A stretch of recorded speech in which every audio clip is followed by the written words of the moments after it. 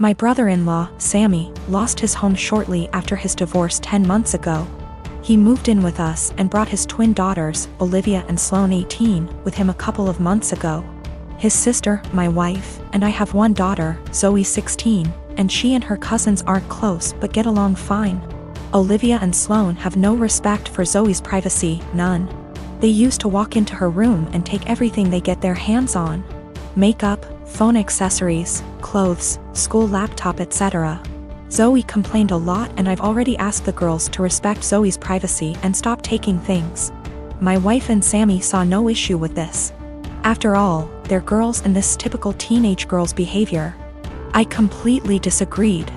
Last straw was when Zoe bought a $60 M.A.C makeup kit that looks like a paint set that she saved up for over a month, and one of the girls, Sloane, took it without permission and ruined it by mixing shades together while using it. Don't know much about makeup, but that's what Zoe said when she found the kit on her bed, and was crying. I told my wife and she said she'd ask Sloane to apologize, but I got Zoe a lock after I found she was moving valuable belongings out the house because of this incident. Sammy and his daughters saw the lock and weren't happy. The girls were extremely upset. Sammy asked about it and I straight up told him. He said, "My daughters aren't thieves. It's normal that girls of the same age borrow each other's stuff." He said Zoe could easily get another makeup kit for $15 from Walmart and shouldn't even be buying expensive adult makeup in the first place, and suggested my wife take care of this defect in Zoe's personality, trying to appear older than she is. He accused me of being overprotective and babying Zoe with this level of enablement. I told him this between me and my wife, but she shamed me for putting a lock on Zoe's door for her cousins to see and preventing them from spending time with her, saying I was supposed to treat them like daughters. Then demanded I remove it, but I said this lock does not get removed till her brother and his daughters are out of our house. She got mad I was implying we kick them out and said her family'll hate me for this. So I reminded her that I let Sammy and his family move, in which something her own family refused to do, so she should start with blaming them for not taking their own son and niece's granddaughters in. If it wasn't for her family's unwillingness to help, we wouldn't be dealing with this much disturbance at home. Everyone's been giving me and Zoe silent treatment, and my wife is very much upset over this. So me and my girlfriend have been together for about a year now. It's been a big adjustment, but I think we've done well so far. I had 2 kids before her and she isn't used to kids, but I think she's doing well and I think my kids really like her. I'm a widower. My wife passed away a few years ago from cancer. It definitely hit me like a truck and took me a while to recover from. It took me a really long while to get back out there, but I eventually did a few years ago. My daughter is 13. She is in middle school now and is obviously growing. So usually on Thursdays after I drop off my kid and I do some chores, me and my girlfriend usually have a lunch date. Just so you know, this is not at all something that happens all the time. I try my best to be both mom and dad, but I'm still figuring it out. Lately my daughter been moody and very emotional. I had a thought that it could be her period because she's getting to that age on Thursday. A few hours after I dropped her off, I got a call from my daughter, and soon after the school, because she had ended up getting her period in school. She was really upset and crying, and she said that she was really embarrassed. I quickly went to go pick her up and shot my girlfriend a text that I couldn't make it and had to go pick up my daughter. I was low-key freaking out, and that's why I was pretty brief, so I rushed over there really quickly to go pick her up. She was in tears. I brought her home. She got cleaned up. My girlfriend came home while she was in the shower and I explained the situation, but she was still mad. I really wasn't expecting her to be mad. I don't really feel that I stood her up. I still sent her a text. It was really just under heat of the moment, and I was really focused on one thing, and it was an honest mistake. She lost it on me, saying that it was a move to leave her hanging like that and not even answer the phone when she was calling her to see why I set her up. I never received a call from her. If she did, I triple-checked. I said I apologize for that, but I was in a rush to go to the store before I went to go pick up my daughter, and I was just focused on one thing. She said that it wasn't an excuse to stand her up. She said that it was just a period. The school gets her a change of clothes and a pad, they have it there, and it wasn't an excuse to be so disrespectful because she was taken care of. I tried saying that she probably just wanted to be in the comfort of her own home and she was really embarrassed, so I should go pick her up. She's still really upset at me, but I really don't get why given the circumstances I feel like this was justified. Then I stopped arguing with her to go check on my daughter because she was out of the shower. Me and her talked and everything, and now she's okay. I used to work on a small team for a division of a multinational company. We used to primarily be staffed by what were called old-timers. Basically people who were close to being of a pensionable age who didn't want the hustle. That culture shifted and a lot of young blood has been brought in. I formerly worked there and was given a lateral move out. A colleague, Tina, still works there. Recently an opening for director came up and Tina came to me for help. She's been doing overtime and working hard to get noticed for this position. She's well qualified for it and has extensive experience at the company, so she was given a chance to interview for it. Tina is a single mother who has overcome poverty in childhood, racists / bigots in the industry, and worked hard to support her kids. She's had health issues but always fought hard. Tina is tenacious and hardworking, but there are issues. She struggles in some areas, and while she definitely make a great director as she's contentious, kind and courteous, the role is evolving and may be a bit of a stretch.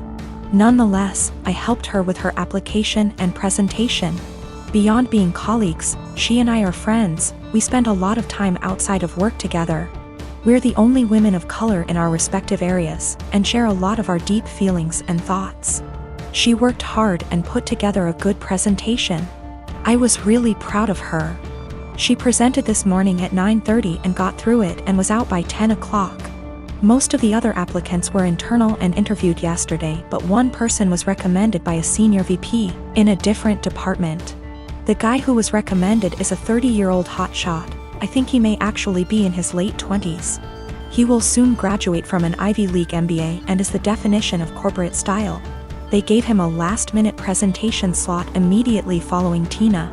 I attended all of the presentations. I am not on the hiring committee, but was there to support Tina and see how the presentations went. When the hotshot gave his presentation, it wasn't even close. The 20 of us sat in the room and were dumbfounded. Not only was his presentation visually appealing, but he noticed details none of us ever did, and he developed a pitch that was so innovative that our AVP asked to use a tagline he created. His technical analysis was so spot on that it was spooky. He understood issues facing our business unit without having to be told and had ready solutions to solve the problems. Questions they asked him were more about how he'll do things when he takes over the role. It was made very clear to him that this was his job, and they even provided an unofficial tentative start date. It is very clear that he understands the industry and his past experiences, such as professional work experience as well as winning top case competitions and academic awards, prepared him very well. The presentations were in totally different leagues. After he finished, he made a self-deprecating joke and took questions. He thanked us and left. We all sat there for a minute chatting when the AVP very loudly told the HR director to offer significantly above the salary and hammer out a start date immediately and get a contract signed. The VP who recommended him knew him from the MBA program, as the VP is a case coach there. He said he'd be his reference, and they are skipping all the formalities and going right to the offer. Tina has no idea. She was so happy with her performance and she's sure she nailed it. She did well, about as well as the other candidates, but this guy is out and out in a different league. Just based on that, I too would hire the other guy. She's sitting on cloud 9 at her desk and planning a celebratory dinner to celebrate her performance. She was told decisions would be made in a couple of weeks. At this rate, it's likely she'll be informed that she didn't get the job well before 5 p.m. I really don't know what to do or say. If she asks, should I be honest about this guy's presentation? Should I avoid her the rest of the day? I want to support her, but have no idea how to even begin talking to her. My cousin Jake got outed about 4 or 5 days before his 18th birthday in the summer. His parents, my aunt and uncle, made arrangements for him to be sent to one of those awful camps that claim they could cure him. A kid in his community was forced to go and came back and was clearly not well, so Jake didn't want to go. Jake ran away from home, and jumped from one family house to another. His folks didn't file a missing person report because they didn't want to look bad to their neighbors. They just told them that he went to that camp willingly. He disappeared in the middle of October and turned up in my city a week later. After making sure he was safe to bring home, my wife and I allowed him to stay. He didn't want me to tell the rest of the family for a while, because those people at the camp keep showing up to take him. I made sure to talk to a lawyer, who assured Jake that they cannot take him. 3 days ago, he told his parents he was here. A few hours later, those damn camp people showed up, but they were unable to take him. My family has been blowing up my phone for the last 2 days, angry that I didn't tell someone sooner. Well, Jake didn't feel safe yet, and still doesn't. I wanted to make sure he was ready. Still, even those that want to protect Jake is upset with me for hiding him. I figured I wasn't the for hiding him from my more narrow-minded family. It was those that really wanted to help Jake that made me feel guilty. They were all scared out of their minds and wanted the peace to know he was okay. I felt bad for not telling them. Though I am sure they wouldn't have turned him in, I felt bad because we were working on keeping him safe. Also, we got a lawyer who got the police on the lookout for those camp people in case they try anything. Jake is not going out alone until we are sure he is safe. We are looking on how to get his paperwork, like his birth certificate, here because no way he trusts his parents to just hand them over. My granny-in-law is talking to some people that could help.